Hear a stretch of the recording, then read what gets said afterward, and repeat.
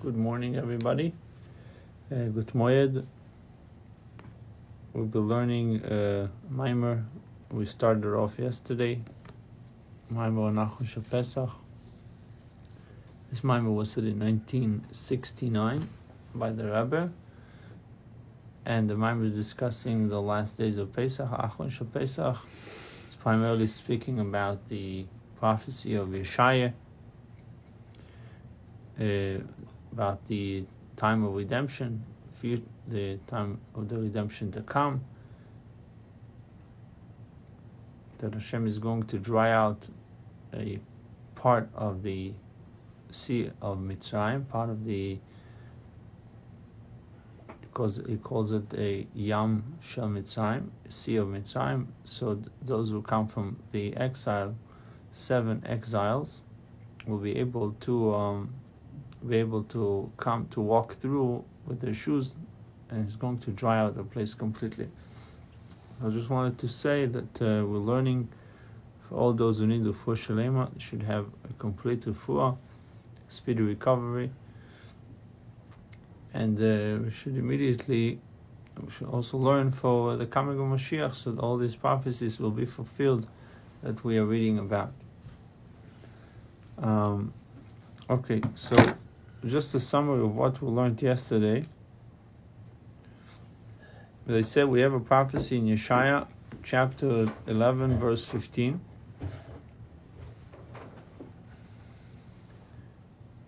Yeshaya said there will be a time that Hashem is going to dry out the ocean of Mitzrayim, the Sea of Mitzrayim, and he's going to raise his hand over the sea, and in a strong way, by Yom,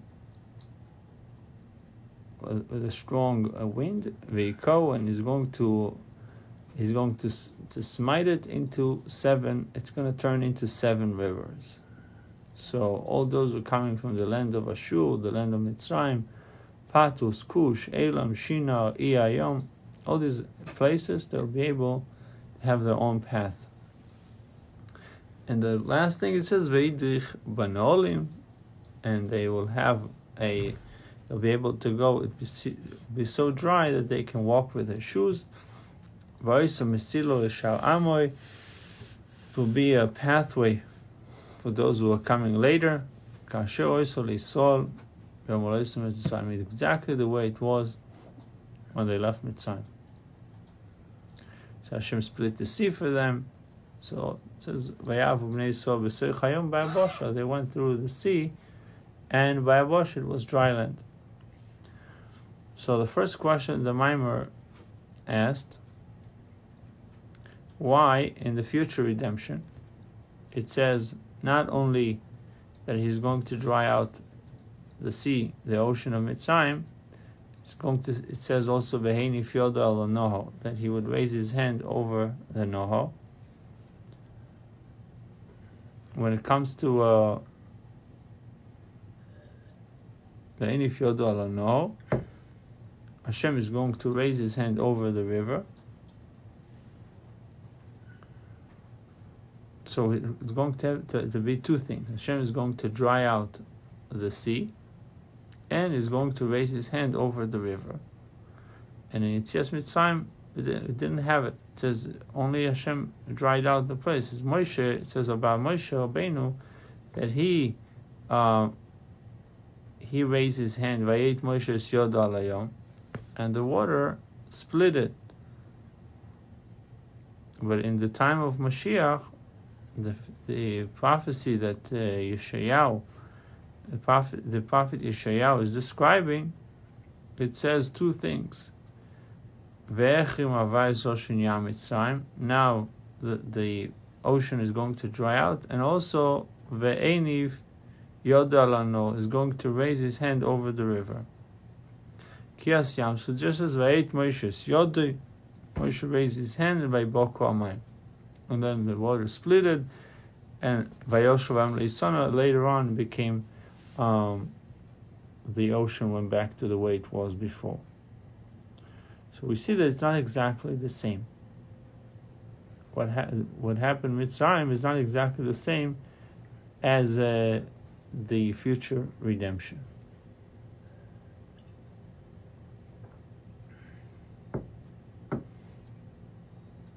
Another thing that we wanted to understand is, why does it say Vehecherim? Vehecherim means that he's going to dry it out completely, and in Mitzrayim it doesn't say that he dried the place completely. It says, doesn't use this language Vehecherim. So say the water split it and they went back to the way they were. It doesn't say that he dried it completely. Then we learned the two interpretation of what is Sheva Necholim. You have the interpretation of Targum Yonason and the interpretation of Rashi. Targum Yonason says Sheva Necholim is 7 pathways, 7 Gezor. Rashi says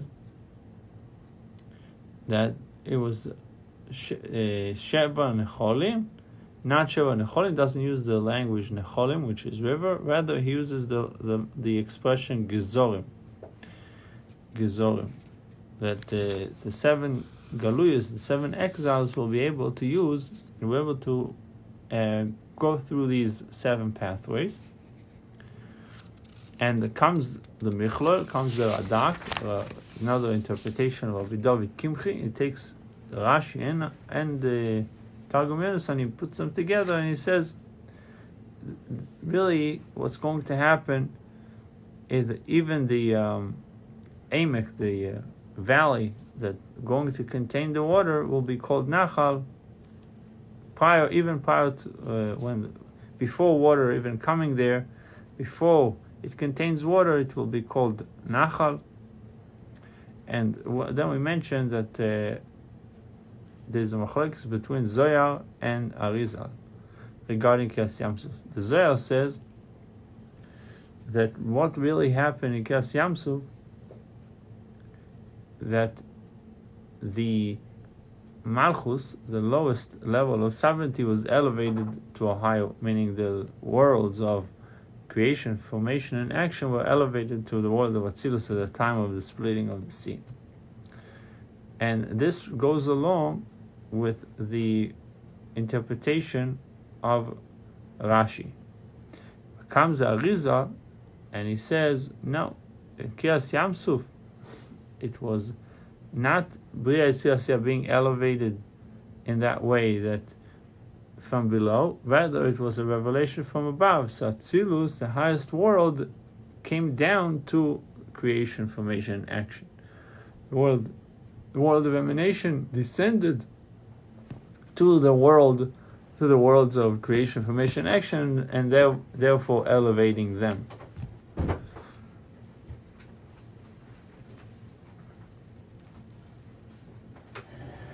So, according to the Targum Yonason, there will be 7 necholin, 7 flows, 7 drawdown. So this is similar to the interpretation of the Arizal, that in Kriyas Yamsuf, the splitting of the sea, there was a drawdown from Atzilus, from the world of emanation, to the worlds of Bria Yitzir, creation, formation, and action. They all ascended to the world of Atzilus. Then the Rebbe asks, what is the expression of Vehecherim Havye, that he's going to dry out the ocean completely, or part of the ocean is going to be dried out completely. And also in regards to Kriyas Yamsuf, it says, V'atorem esmatecho, and you raise your staff over the sea, and the sea will split.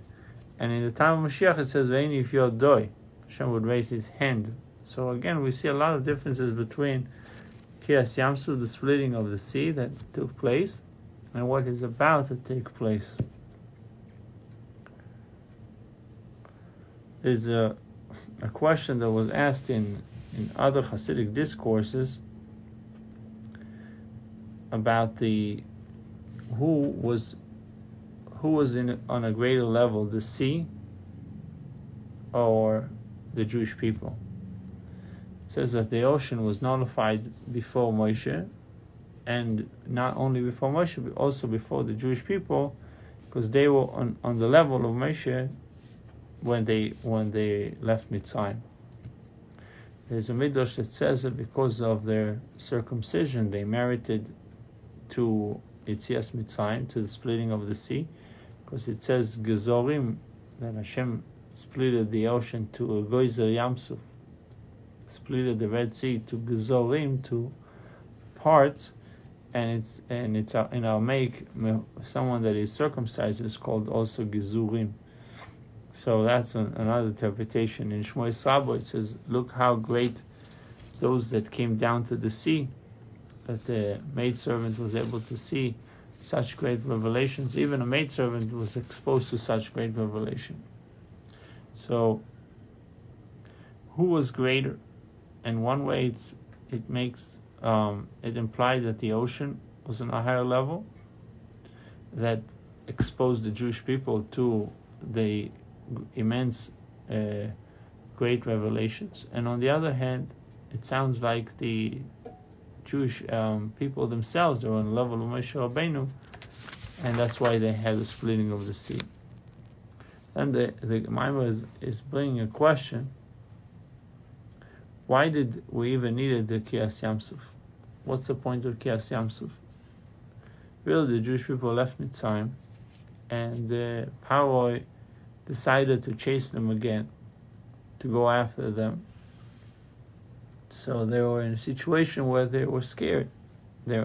So it really showed that the Yetzias Mitzrayim was not complete. Living Mitzrayim was not complete until the splitting of the sea, when they saw the Egyptian, the last army that is going after them. Now, the last attempt to harm the Jews failed.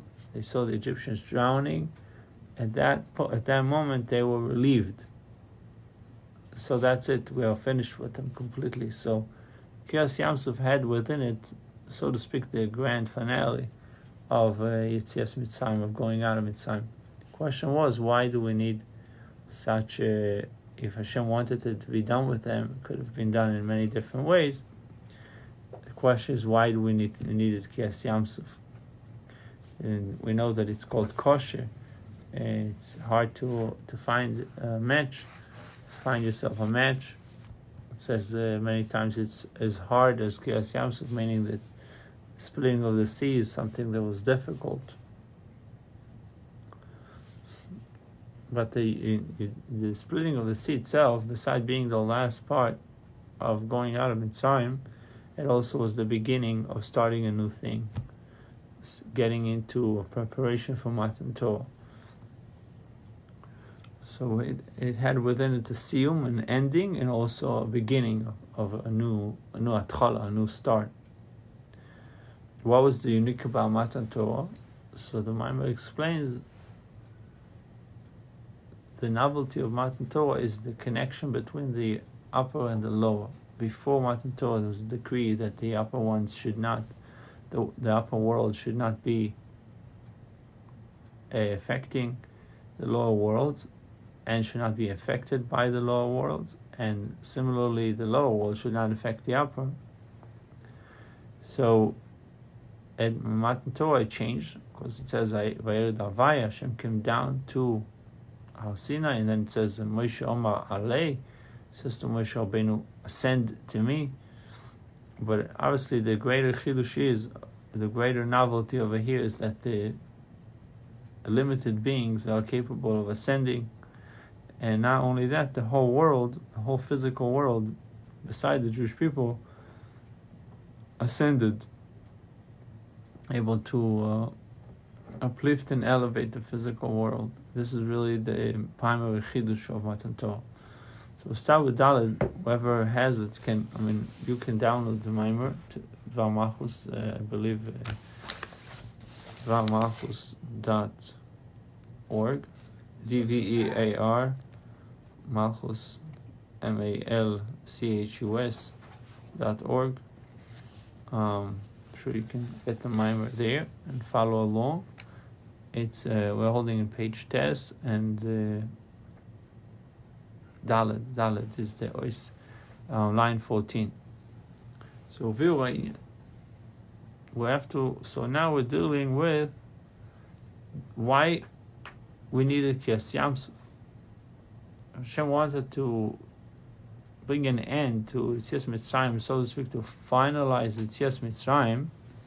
could be finalized in many different ways. It did not have to be specifically seemingly it did not have to be with the splitting of the sea.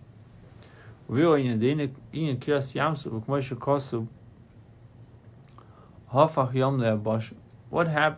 Yamsuf? So it says in Tilim that Hashem turned the ocean, into a dry land. What is the difference between sea and dry land?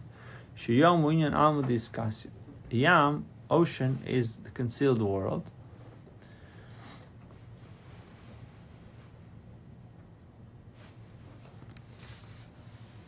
In the Zohar, he explains the verse Baruch Hashem min ha'olam v'ad ha'olam, that from world of concealment and the world of revelation. In Chassidus, it's explained in many places that the same way that the sea, which is a world of created beings that are covered, is also Yabasha, things that are revealed. So similarly above, on the spiritual levels, there are levels because of their exaltance. They are hidden and concealed, alma diskasya. And then there is a contracted light that comes down and gives life to the created beings, which is called alma diskasya, the revealed world.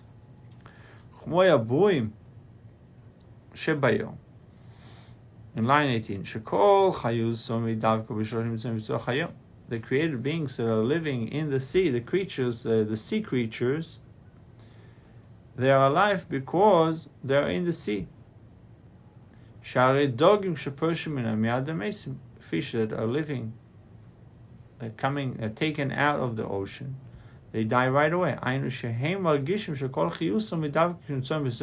So they feel the reason why they're alive, Kol Chayusam, their whole life is to stay in Makor Chayusam, to stay in their source, stay in the water. That's why they fight, not to be taken out of the water. Comes to created beings that are on dry land. Agam Shakol Oyamina, for everything was created from earth. It says the land brings forth bread, the expression in Eob, not only that man is rooted in afo, in dirt, in earth, also the tzorchei adam, the needs of man, are from earth. Most created beings, thank God, are not in the dirt, are not covered with dirt.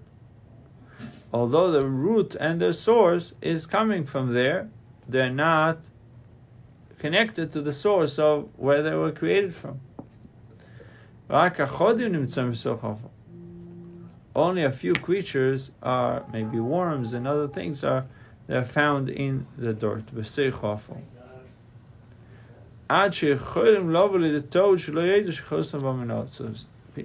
So much so, we're so much disconnected from the earth that we can come to think that we can come to the mistake should not to know that their chayus, their life, was also coming from the earth.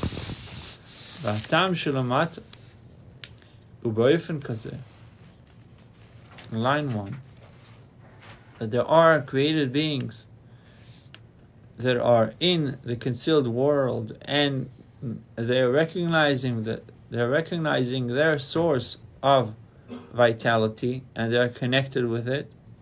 These are the creatures, the sea creatures, and there are created beings that are living in the world, in the revealed world, and they're not connected to the source of their vitality.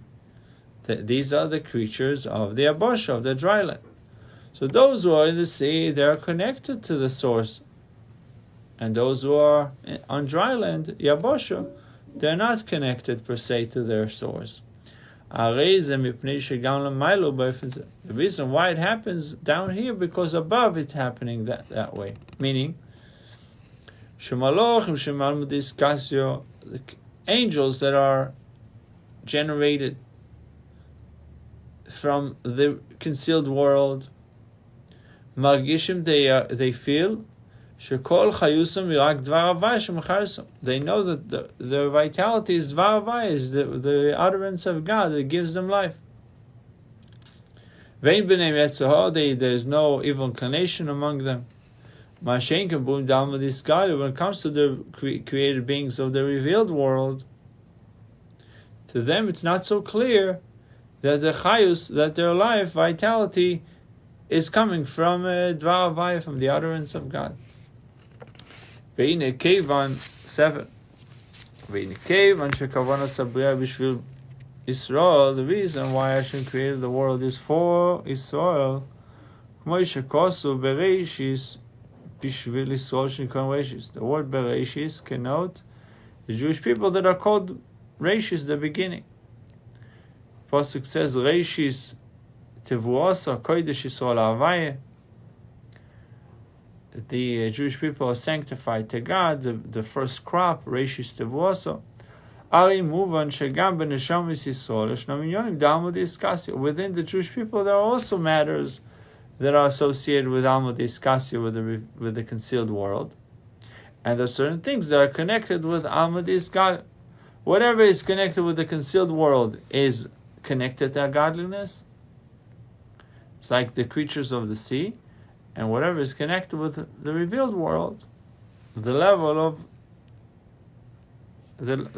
of its connection is not as much. Sometimes a Jew can find himself in a simple understanding, that he has the recognition and the understanding that his entire being, his entire existence is not only dependent on Hashem, it's also from Dvar Hashem. His creation is from the utterance of God. Vehecherim Havye, so that Hashem is giving him life. This is a state. It shows that the connection of a Jew with Elikus, with godliness, is betoikef, is intense. Like the connection of the sea creatures with their source, with the water. Sometimes you can have a situation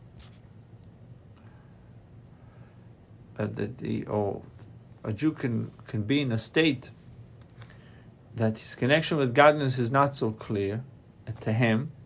He needs explanation, needs someone to tell it to him. Without the explanation, he's in the revealed world, which means that he doesn't know the source of his existence. He doesn't feel that his chayus, his existence, is the utterance of God. Even if the guy is admitting that the creation of the world was done through Devar, through the utterance of God, he said and it came into being. But nevertheless, he can say, Ramal Kol Goyim Havye. What does that mean, Ramal Kol Goyim Havye? It's the pasuk in Tehillim 113, chapter 113, verse 4, which would mean that Hashem is exalted above all the worlds. Although the worlds was created by Hashem, but He is not the one to constantly give them life. And the existence of the world is not dependent on Hashem. We can come to that mistake. Ram al Kol Goyim Havye, he is exalted, he's above. It's too low for him to be involved with this world. Again, down here, the world does its thing. The world runs by nature. So someone can come to that mistake. So if you live if your world is Amadis Kasya, like the sea creatures, then you are connected to the source. But if you're living in Amadis Kasya, in the revealed world, then it's revealed to you. What is revealed to you? That now maybe Hashem created the world, Dvar Havye, you believe that the utterance of God is the one that created the world, but that Hashem is involved with every little thing that I do, and we are connected, and Our life is dependent. It's Ramal Kol Vehecherim Havye. Hashem is too exalted to deal with these things, and down here is Olam K'minogo Noeg. The world does its thing. Chlolus Yisa Ari Zeh, meaning more general, the difference between the concealed world and the revealed world, the Yam and the Abosha. Achiluk b'matzav haneshama v'yisrael l'maylo kan v'yisrael yislavish b'guf v'matzav haneshama achir dos yislavish b'guf haneshama. It's really the difference between the neshama before coming down to being closed in a physical body, and after the neshama descended into this world, and after the neshama is enclosed in the physical body. The neshama, the way it is above, Ksiv in line 25, Ksiv Chay Havye Eloki Yisrael Asher Amati Lefono. Which is a statement in Melachim. It's an expression of Shvuah, of oath. Chay Havye, the living God, the God of Israel, Asher Amati Lefono, that I stood before him. Sheyesh B'zeh Shnei Purushim. There's two interpretations to this verse. One interpretation, what is Amida? Amida is davening. The davening. The Amida, the Shemoneh is called Amida. Ein Amida ala Tefillah. There's an expression in the Gemara and Bochas. What is Amida? What is standing is davening. V'gam Amida miloshem bitul. Amida also means nullification. Mashein ken lachar iridoso. But once the neshama came down to the world, v'bira mikta, to a very deep pit. In comparison to where it was, this is a deep pit. Leislavish beguf, to be enclosed in a physical body, to be involved with animalistic soul. Harei yetzer lev odom ra menuro. It says in Parshas Noach, the inclination that is in the heart of man is ra menuro, is evil from its youth. From a young age, he wants to do his thing. And what is the work of the neshama in this world? To serve Hashem in such a way that you will have avos Hashem, love of God, fear of God. With both inclination, not only good inclination loves God, because to him it's obviously he loves God, but also to love God with your animalistic soul. That even the animalistic soul, it would be understood that Hashem is your power, Hashem is your chayus, Hashem is your life. Hashem gives you vitality. In order to get to this level, you have to toil. It's not coming easy. That's why before Shema we say Psukkah de Zimra, tell us about the greatness of Hashem, so we can contemplate about greatness of Hashem. Uvirchos Kriyas Shema, ועד כדי כך שכאשר רוצים להסביר עניין הדיסקוס לנשמה, when we want to explain, so much so, that we want to explain the concealed world to the neshama, the way the neshama is enclosed in the physical body and the animalistic soul. We need to bring the analogy of dogim shebayom, sea that are fish that are in the sea. When they leave the ocean, they die right away. Obviously, there's no comparison between physical creatures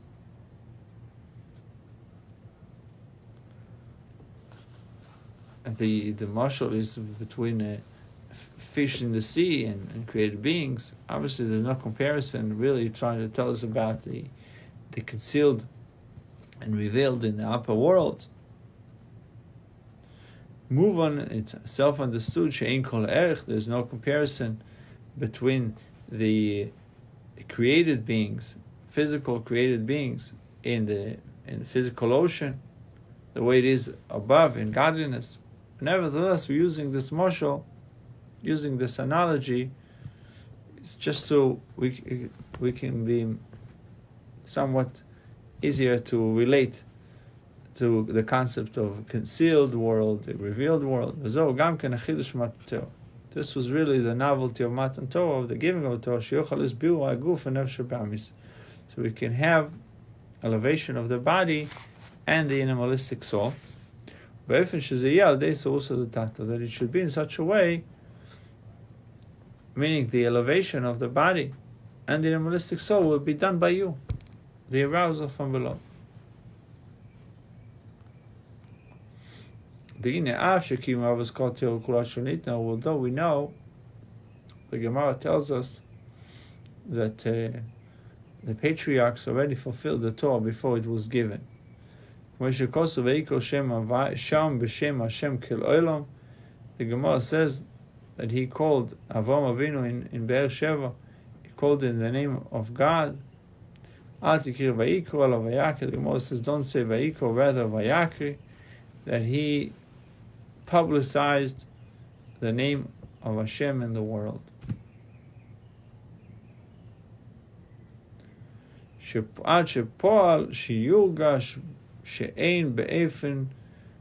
זה באופן שהוא כל עולם. שאין זה באופן שהוא כל עולם.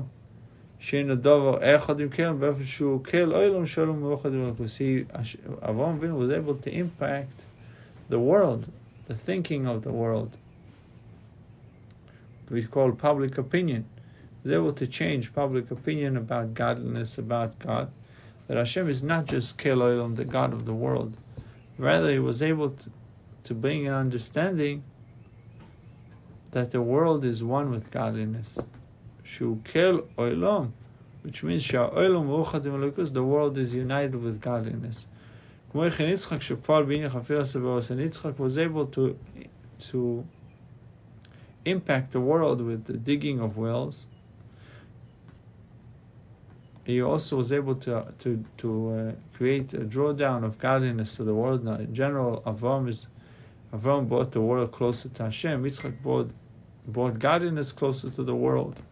And Yaakov also impacted with his avodah, with his service, with his labor, the concept of bringing godliness into the world. Bottom line is, the patriarchs already did the Torah before it was given. So why do we need Matan Torah? It says in Shir Hashirim that the commandment that they always did, they were like a reach, like smell. Reach is not giving you the essence of it. That's why smell can come and go. Even though the patriarchs fulfilled, they did the mitzvahs, they fulfilled the commandments, but the physical object did not leave its physical state, it remained physical. You can't say that nothing happened to the physical object that they used to do the mitzvah. The physical object used by Avraham, Yitzchak, and Yaakov to do mitzvahs, you can't say that nothing happened to it. Nevertheless, it did not leave its physical state. And that was not sufficient to create, meaning the avodah of Avraham, Yitzchak, and Yaakov was not sufficient to create a dwelling place for godliness in the world. And this is the novelty of Matan Torah. By doing mitzvah after Matan Torah, the physical object left its materialistic and physical state. And it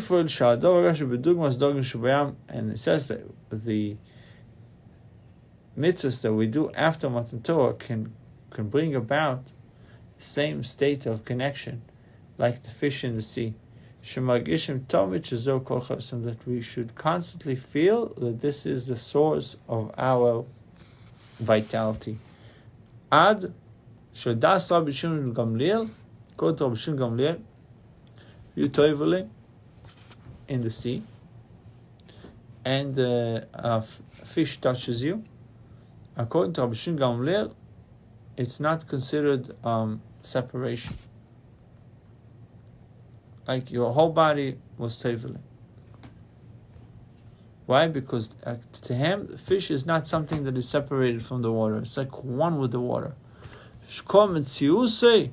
His entire being of sea creatures, his entire being. This is in the laws of mikvahs, laws of mikvah.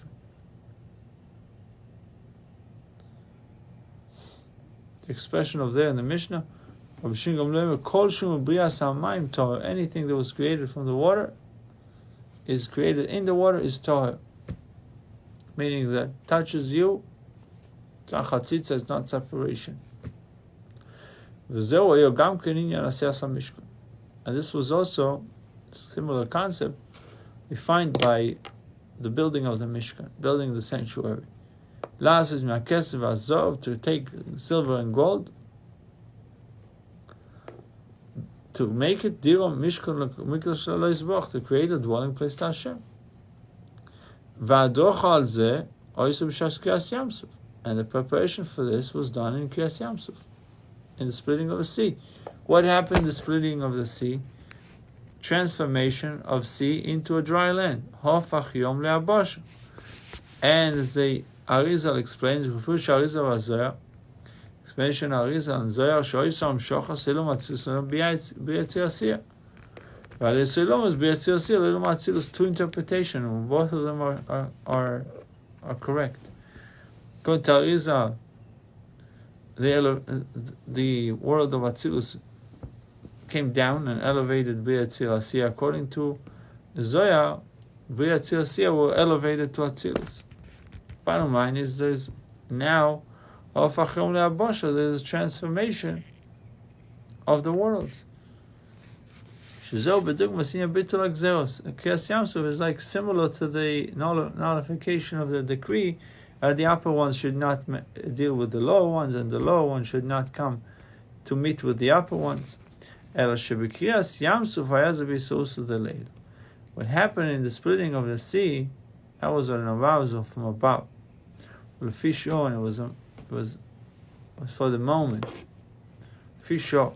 Umatanter is chadash. What was the novelty of Matanter? Shiur chalis b'sausa l'tata. We also have what to offer. We also did something. There was also an awakening on our part. Counting of the 49 days, preparation for the giving of the Torah.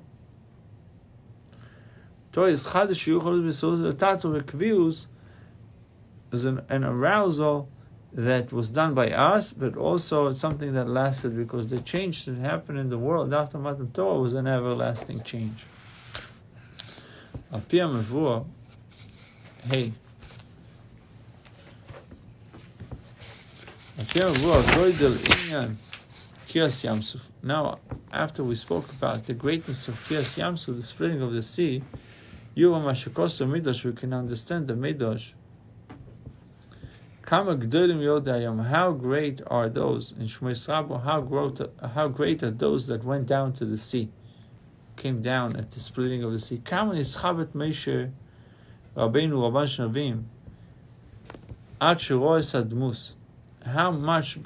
times there was a back and forth in Moshe himself?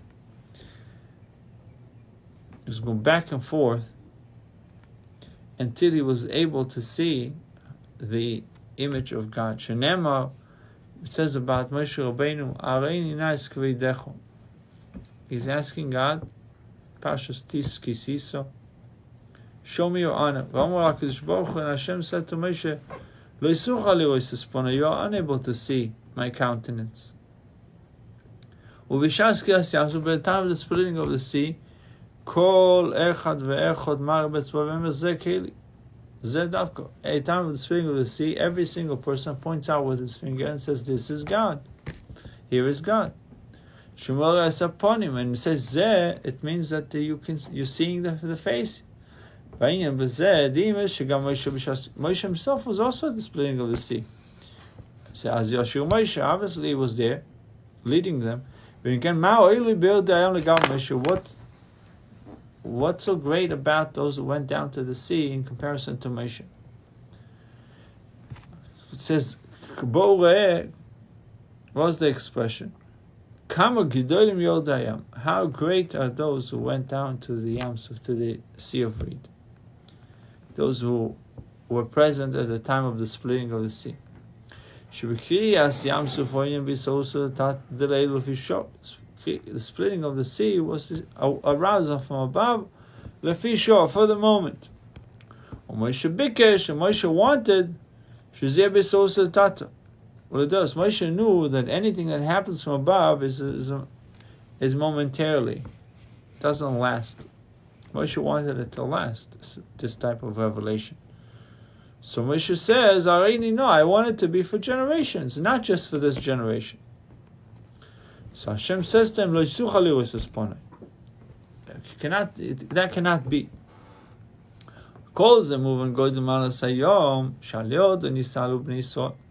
Now we can see the greatness of the sea, the revelation at the sea, that Jewish people were elevated by it. There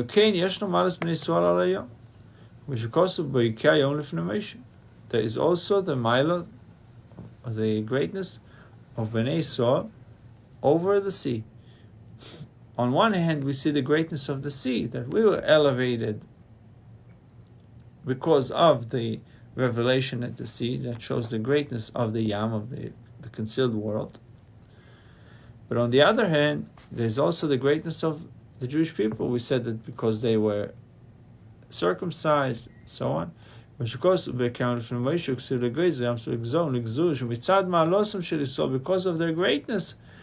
the ocean split before them.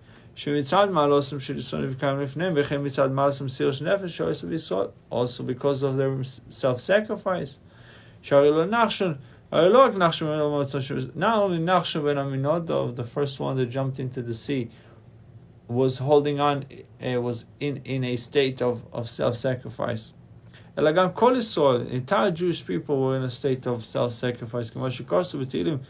It says in Tehillim, Psalms, chapter 68, it says in the Gemara about the statement, the ministers of Yehuda were stoning the ministers of Binyamin. It says in the Gemara, the Gemara in Soita, Lamed Vav 36 in Soita, and the Jewish people were standing by the sea.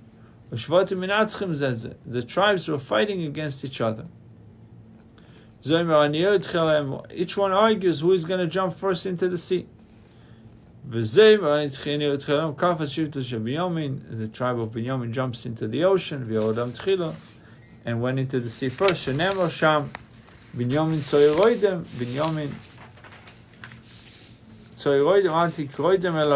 what does it mean, roidem? That he went down to the sea. The ministers of Yehuda were stoning them.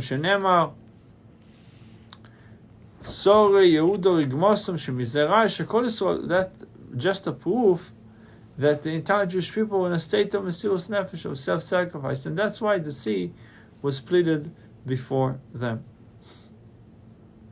We'll continue with this Maimah, God willing, tomorrow. Tomorrow, the next day. Just tomorrow?